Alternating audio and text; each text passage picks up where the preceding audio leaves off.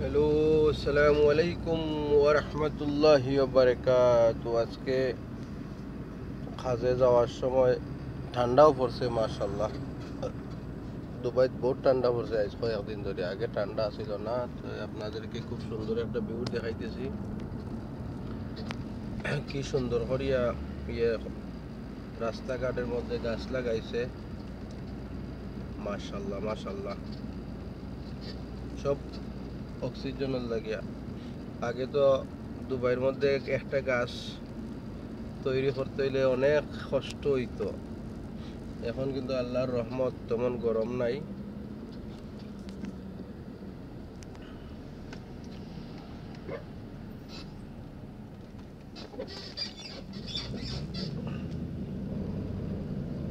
খুব সুন্দর ডিসিপ্লিন, খুব সুন্দর আইন কানুন, মাশাল্লাহ। ওয়ার্ল্ডের মধ্যে ডিসিপ্লিন বর্তমানে দুবাই।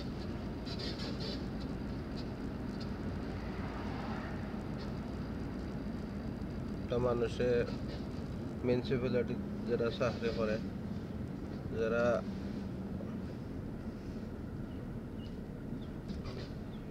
আমরা দেশে যে কাশবন লাগাইছে,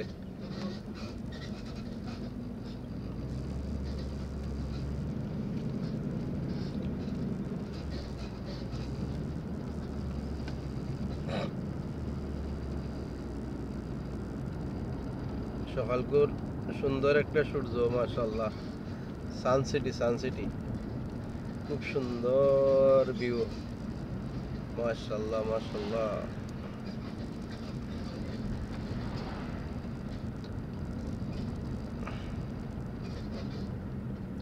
লুকিং ফর গুড মর্নিং টাইমটা অনেক সুন্দর।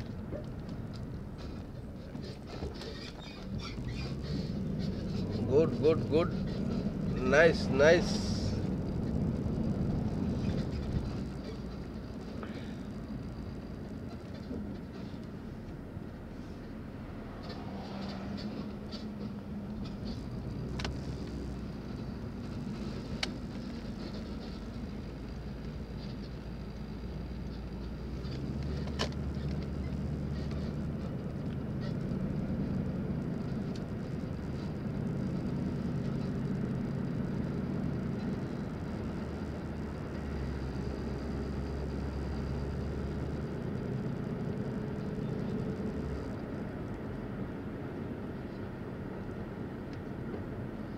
আমার ভিজে হয়েছে, আল্লাহ জানে। গাড়ি কোনান তাই দেখে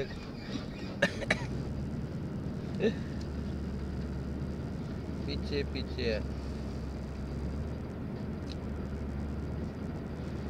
ইয়া হাবিবি ইয়া হাবিবি ইয়া নূরিল আইন, ইয়া হাবিবি ইয়া হাবিবি ইয়া হাবিবি ইয়া নূরিল আইন, ইয়া মুহাম্মাদুর রাসূলুল্লাহ সাল্লাল্লাহু আলাইহি ওয়াসাল্লাম। নবীজি নবীজি বলে, নবীজি বলে কান্দে মন পাপিয়া। নবীজি নামের তসবিহ ফিরি গলে লইয়া। নবীজি বলে, নবীজি বলে কান্দে মন পাপিয়া। নবীজি নামের তসবিহ ফিরি গলে লইয়া, ফিরি গলে লইয়া। নবীজি বলে, নবীজি বলে কান্দে মন পাপিয়া। নবীজি নামের তসবিহ ফিরি গলে লইয়া, ফিরি গলে লইয়া। নবীজি নবীজি বলে, নবীজি নবীজি বলে কান্দে মন পাপিয়া। এই যে মনে করেন ইশারা, এই ইশারা হচ্ছে গাড়ির ট্রাফিক সিগন্যাল বলে। কারণ এই ট্রাফিক সিগন্যালে আপনি যতই ক্ষমতাবান হন, যতই শক্তিশালী হন, যতই আইনের লোক হন, আপনি কিন্তু ট্রাফিক সিগন্যাল অমান্য করে যেতে পারবেন না। কারণ এখানে বাংলার প্রায় 1 লক্ষ টাকা জরিমানা আছে যদি আপনি রেড সিগন্যাল ক্রস করেন। আর যদি আপনার আইনের লোক ধরতে পারে তাহলে 3 মাসের জেল আছে, আবার আপনার লাইসেন্সের পয়েন্ট কাটা হবে। এই যে এখন গ্রিন আসছে সবাই চলে যাইতেছে, আবার যখন লাল আসবে, রেড আসবে, অটোমেটিক রেড আসবে। এখানে টাইমিং করা আছে, আপনি ওইভাবে আসতে হবে যাতে ওই সিগন্যালটা আপনি ব্রেক কন্ট্রোল করতে পারেন। এগুলা হইছে আপনার বিদেশের মধ্যে যে কন্ট্রোল করে এরা এইরকম কন্ট্রোল করে। আপনার লক্ষ লক্ষ টাকা আছে কিন্তু আপনি কোনো আইন অমান্য করতে পারবেন না। আপনি যতই স্পিডে আর না চেষ্টা করতে হবে যে আপনি আগে থাকিয়া ওইখানে গাড়ি কন্ট্রোল করতে হবে। কন্ট্রোল করে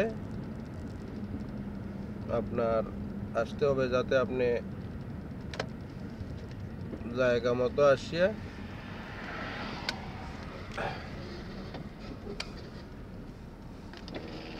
सलाम वालेकुम, कैसा है? एक चाय क्रैक उसमें थोड़ा कॉफी मारो। তো যেটা বলছিলাম, এখানে মনে করেন একটা সাবিয়ার ভিতরে দিই, ওইখানে 4 দোকান। তো আপনার যেভাবে খুশি এইভাবে এই যে লাইন ধরি দেখছেন রাখছে, অর্ডার ফোন করলে এরা নিয়ে যাবে। চা খাইবেন, নাস্তা করবেন, যেটাই খান আপনার ঘরে নিয়ে যাবে।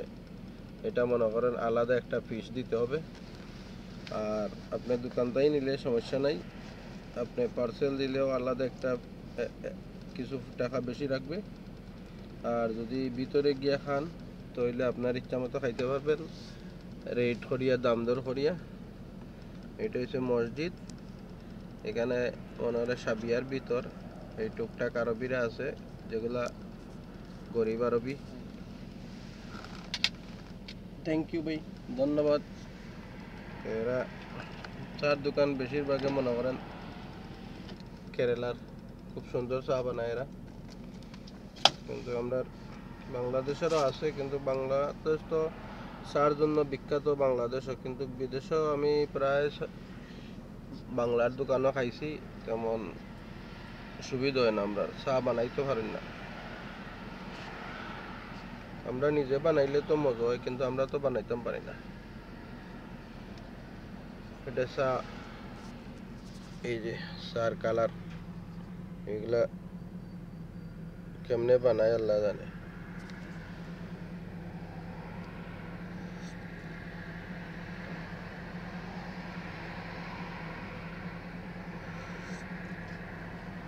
আমি যদি চা বানাই তাহলে প্রথমে পানি গরম করে এরপরে আপনার চা পাতি দিই। চা পাতি দেওয়ার পরে ভালো করে ফুটানোর পরে আপনার দুধ আর চিনিরে মিশাইলেই, মিক্স করিয়া এরপরে আপনার সারি দিই, বালা করিয়া মিশাইয়া চাকনি দি চাকিয়া পানি দি ফেলাই, পানি দিয়া আবার চারে গরম করি। নইলে আমার কাছে মনে হয় যে চা এটা ঠান্ডা হয়ে গেছে।